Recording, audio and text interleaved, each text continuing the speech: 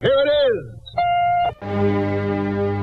Ladies and gentlemen, once again from New Orleans, Louisiana, this is Le Show, and you may have heard the name of Private Bradley Manning, of a guest in New York City, who has been resolute, if not absolutely determined in her coverage of the legal proceedings involving Bradley Manning. And she's going to take us through it and tell us what's been happening with it. Alexa O'Brien, welcome to Le Show.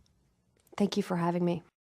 WikiLeaks. Once convicted hacker named Adrian Lama. Bradley Manning trial is being conducted by the U.S. Army's First Judicial Circuit, and the trial judge, Colonel Denise Lind, is essentially the chief judge for that circuit. And what's the normal procedure for court-martial trials? Are they similarly held closely in secret and with no public docket? Bradley Manning has been charged in a way that has never been seen in a military court-martial. He's also been charged with unauthorized disclosure to the press. Charges include 8 or 9 charges of espionage as well as aiding the enemy. This trial is of a great public interest, and today, however, we lost our case against the military judge to actually have access to Why those was an Army private held for any length of time in a Marine Corps penitentiary or brig? Bradley Manning has been in pretrial confinement for more than 1,000 days.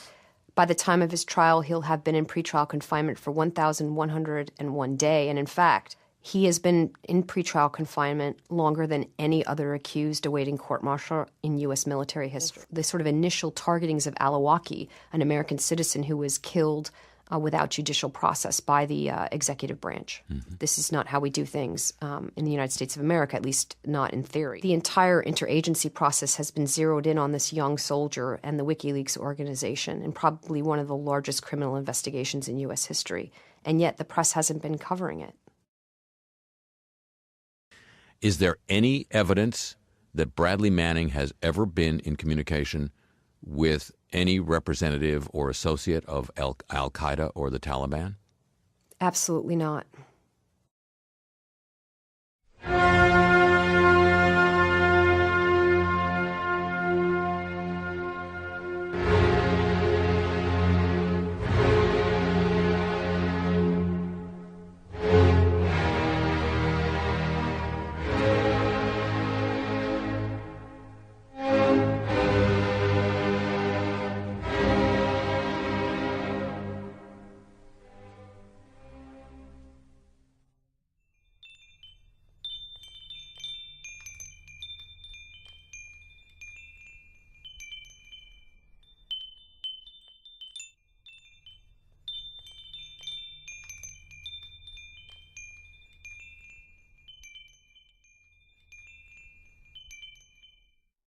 That's all.